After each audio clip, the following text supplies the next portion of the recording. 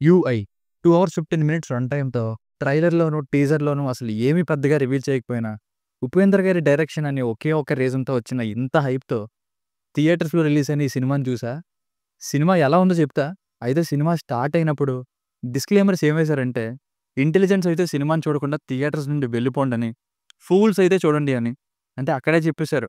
Cinema మీకు నచ్చకపోతే నేను రెస్పాన్సిబుల్ కాదని. పర్సనల్‌గా కూడా నాకు ఉపేంద్ర గారు అంటే చాలా ఇష్టం. చిన్నప్పటి నుండి 'రా', 'ఉపేంద్ర', 'బుద్ధిమంతుడు' ఇలాంటి ఎన్నో సినిమాలు చూస్తూనే పెరిగాను. ఇక యూఐ మీద నాకైతే జీరో ఎక్స్‌పెక్టేషన్స్. మరి సోషల్ మీడియాలో ఎందుకు హడావిడి జరిగిందో నాకైతే తెలీదు.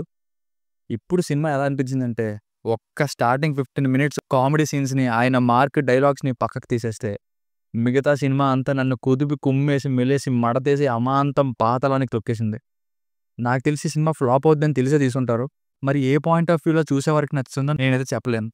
నా పర్సనల్ ఒపీనియన్ నాకైతే నచ్చలేదండి. కొందరొచ్చి మళ్ళీ నీకు సినిమా అర్థం కాలేదు, అసలు సినిమా చూసావా? ఇలాంటి మాటలు అడగండి ప్లీజ్. నేనేమి కమర్షియల్ సినిమాల్ని లేదా ఎంటర్‌టైన్‌మెంట్ ఫిల్మ్స్‌ని మాత్రమే చూసేవాడిని కాదు. 'అశ్విన్స్', 'కోబ్రా' ఇలాంటి ఎన్నో కంటెంట్ బాగున్నా సరే, ఎగ్జిక్యూషన్ ఫెయిల్ అయిన సినిమాలు కూడా చూసా, ఇష్టపడతా. నాకు అలా ఉన్నా చాలు. కానీ ఈ 'యూ బై ఏ' సర్టిఫికేట్ లాగా 'యూ బై ఐ' అనే టైటిల్‌తో ఉన్న ఈ సినిమాలో అసలు ఫ్యూచర్‌లో సిట్యుయేషన్స్ ఎలా ఉంటాయి, మనుషుల మీద ఫ్రస్ట్రేషన్ అని జస్ట్ టచ్ చేసి, ఎక్స్‌పెరిమెంట్ అనే పేరుతో ఏది పడితే అదే అద్దం పద్దం లేని సీన్‌లతో, ఎందుకొస్తున్నాయో కూడా తెలియని ఫైట్స్ అండ్ సాంగ్స్‌తో, అసలు ఎందుకుందో కూడా తెలియని హీరోయిన్‌తో, కొన్ని చీప్ వీఎఫ్ఎక్స్ షాట్స్‌తో నాకైతే ఏం నచ్చలేదు గైస్. సినిమా జనాలకి నచ్చదు అని డైరెక్టర్ ఉపేందర్ గారికి కూడా తెలిసే ఉంటుంది. నో డౌట్ అందులో. మీకు నేను చెప్పేది నమ్మకపోతే హ్యాపీగా థియేటర్‌కి వెళ్లి చూడండి.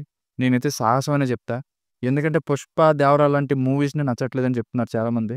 దాని ప్రకారం చూస్తే మరి ఈ సినిమా అయితే 'జిల్ జిల్ జిగా జిగా' ప్రతిసారి ఏదో చెప్తున్నట్టు చూపిస్తారు. అక్కడ ఏముండదు. చాలా సినిమాలు స్పూఫ్‌లా ఉంది కొన్ని చోట్ల. 'అపరిచితుడు', 'నిత్యానంద స్వామి', 'అన్ఎడ్యుకేటెడ్ పర్సన్', పాలిటిక్స్‌లో కింగ్ అయిపోవడం, 'తరుణ్ ఆదర్శ్' ఇలా ఇవన్నీ టచ్ చేసి ఫ్యూచర్‌లో జనాలకి ఇలా తయారవుతారని చెప్పుకుంటూ వెళ్లారు.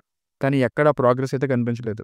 అధికారంతో దోచుకునేవాడు ఉన్నంత కాలం సాధారణ ప్రజల పరిస్థితి ఇంతే అంటూ చూపించుకొచ్చారు. వరల్డ్ బిల్డింగ్ అయితే అస్సలు బిలీవబుల్‌గా లేదు. ఫ్యామిలీతో కూడా చూడలేం. లిప్ లాక్స్, ఎక్స్‌పోజింగ్, ఇబ్బంది పెట్టే dialogue, double meaning sound effects ఇలాంటివి చాలానే ఉన్నాయి. స్టోరీ లైన్ అయితే సినిమాలోనే ఉపేంద్ర గారు తీసిన ఒక సినిమాకి భారీగా జనాదరణ వస్తుంది. ఇంకా సెన్సార్ ఏం చేసిందంటూ గొడవలు, హౌస్‌ఫుల్ అవి రావడంతో కిరణ్ ఆదర్శ్ అనే ఒక రివ్యూయర్ ఉపేంద్ర గారి ఇంటికి వెళ్లి అక్కడ చింపేసిన స్టోరీని చదివితే అసలు అందులో ఏముంది అన్నది స్టోరీ. ఉపేంద్ర గారి యాక్టింగ్ బాగుంది. ఆయన స్టార్ట్ చేయడం బ్రిలియంట్‌గానే స్టార్ట్ అవుతుంది. కానీ మధ్యలో మాత్రం పిచ్చిగా రాసినట్టు కవర్ చేసేసారు. సత్యయుగం అది ఇది అన్నట్టు. చివర్లో కూడా ఇదే నేను చెప్పాలనుకుంటుంది. ఆల్రెడీ జనాలకి తెలుసు అంటారు. ఇన్‌కంప్లీట్‌గానే సెటైర్‌గా వదిలేశారు. పార్ట్ 2 అయితే ఇంక అనౌన్స్ చేయలేదు. సో, ఫైనల్‌గా మూవీకి వర్డిక్ట్ ఏంటంటే, ఇంటెన్షన్ మంచిదే ఉండొచ్చు కానీ, సినిమా మాత్రం భరించగలిగే విధంగా అయితే లేదు. ఆ బిగ్ టెస్ట్ ఫర్ పేషెన్స్. దీనికి రేటింగ్ వచ్చేసి ఇది నా ఒపీనియన్ 1.5/5. ఇది కూడా ఉపేంద్ర గారు డిఫరెంట్‌గా సినిమాని ట్రై చేద్దాం అనే డేరింగ్‌కి అండ్ ఆయన పెర్ఫార్మన్స్‌కి.